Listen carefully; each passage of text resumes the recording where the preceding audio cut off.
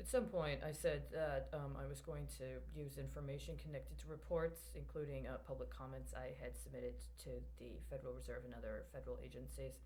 as part of the recirculation of investments into my political campaign. And now, you know how things are going. I'm trying to make a record of things as they go along. And yesterday would have been the 3 year anniversary on a letter I sent to the Supreme Court of Texas saying that I would step up into the role of interim attorney general, and I had requested a list of candidates for adjutant general in order to carry out various processes that at the time were constitutional in the state of Texas. Now, the specific relationship between the role of the attorney general and the adjutant general in Texas were changed last year. The specific commission expired on September 1st of 2019. I knew that at the time. I also was concerned that what was happening is that those laws and the expiration of that commission, along with a few other elements of the Texas government code and other elements of Texas legal codes, implied that there was a process of intentionally orchestrating and almost politically engineering or legislatively engineering events to effectuate a illegal and seditious regime change. But in the course of that, insofar as there may have been a legal means by which to effectuate constitutional processes of altering, abolishing, or reforming the government, which is the explicit version or the explicit explication of the rights in the state of Texas. Then I invoked that process in the course of moving forward on other efforts to try to forestall what I understood was sedition. It's why I sent the letter to the Texas Supreme Court in the spring, I believe late January, early February. I communicated with the Supreme Court of Texas, and I said, this has been demonstrated and is apparent right now in the federal process. And if Texas is not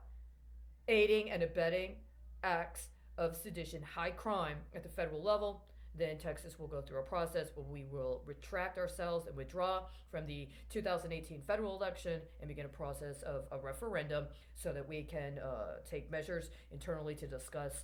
process of secession if necessary in order to quash this sedition, which is the constitutional duty of representatives of the state of Texas in the face of such matters. Now, if the state of Texas and these particular representatives were in fact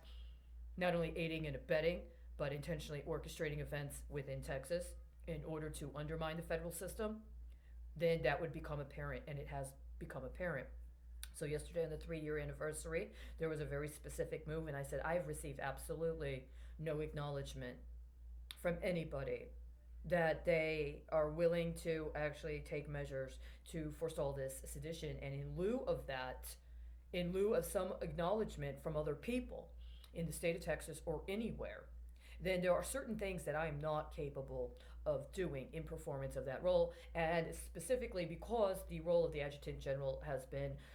taken out of that particular process and is put under the authority of the Texas Veterans Commission, then another process would have to be engaged in order to deal with the facts of the matter as they are now. I believe the Texas Veterans Commission is aiding and abetting a seditious organization within the United States that alleges that it has the authority of Department of Defense and is actually intentionally orchestrating acts of insurrection or low-level social disturbance and civil unrest in order to create options for execution via manipulation of the futures markets and other kinds of financial markets to escalate later, not only domestically, but as leverage internationally. And in the course of that, because our criminal justice system has failed to hold people accountable at the level we need, and instead is trying to draw on some sort of insurance in the form of prosecution and convictions of high crimes in other equivalent levels in other countries, that we're not only undermining our own national security, but we are also aiding and abetting the enemies of the United States. And so we literally are engaged in a process whereby we have to very significantly confront treason, and we have to deal with it on its terms. In the course of that, were there to have been any sort of support in that kind of endeavor, we would have more than ample evidence. Even if somebody else took my evidence, as they have, and they acquired, for instance, the operating software license for my desktop and has been using or stealing my information or disabusing my efforts at legal redress in order to create products for sale or to misappropriate it for their own legal efforts, including civil efforts aimed at some sort of financial restitution that can be recirculated, or setting up other options for game players to come in later on down the pipeline. I still have more than enough evidence, and all this does is accrue evidence. And the refusal to act on it and execute a policy of prosecution and conviction for these crimes is absolutely 100% undermining all of these alleged other things that were supposed to be justified, including acts of insurance fraud and acts of securities fraud that are actually responsible for financing acts of domestic and international terrorism that are masquerading as something else. And in that whole masquerade are actually literally committing acts of treason against this country, and are aiding and abetting acts of treason against people in other countries that should be our allies. Now, as part of this federal comment, one of the things I talked about was the use of derivative agreements, and specifically what I'm having to deal with right now is an understanding that somebody, despite the fact I specifically requested, I do not in any way, shape, or way authorize the use of my legal efforts in anybody else's derivative litigation, anybody else's efforts. I've made several attempts to address this through the legal system, including by engaging the appropriate legal process.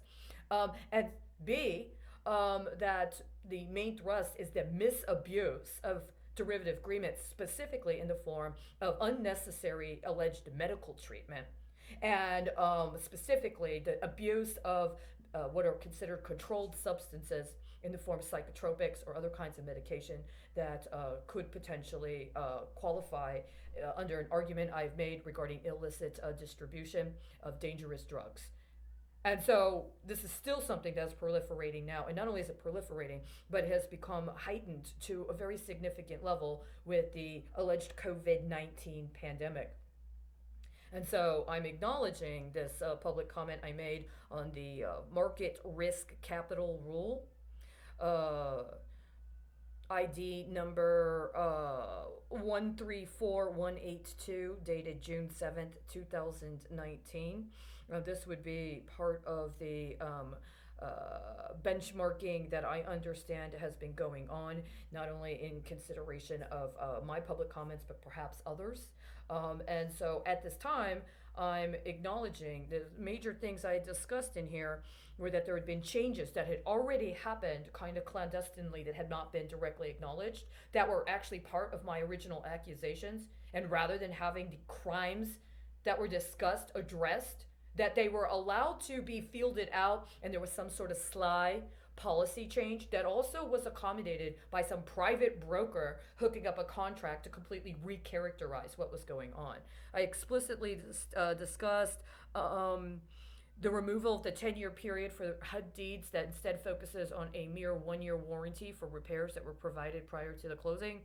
Changes to the HHS system classification of data to information, and other issues concerning changes to standards regarding human test subjects and medical experimentation. And changes to the Centers for Medicare and Medicaid Services around categorizations of risk as revenue for consideration by private companies and others involved with the financialization of healthcare services and provision before and in lieu of apprising patients or service recipients of their most basic rights concerning the use of their data or information in regards to various means by which risk is assessed or effectuated. I believe that I have acquired more than enough evidence to follow through on those if those were to actually be considered as charges. I do still believe that Treasury Secretary Mnuchin needs to be held accountable for what he has said on at least 2 occasions on how people that are disabusing anything connected to the COVID-19 relief will be criminally prosecuted, and that this is also in connection with an ongoing consideration of a criminal enterprise that needs to be disbanded. Now, I will also acknowledge that there has been some reports that have been released in connection with a Republican-sponsored investigation of allegations against the president that are trying to discuss it from a perspective of counterintelligence. This is not a justification for aiding and abetting unconstitutional and illegal attempts to change the laws ex post facto in order to cover up for very significant operators in this criminal enterprise that also constitutes sedition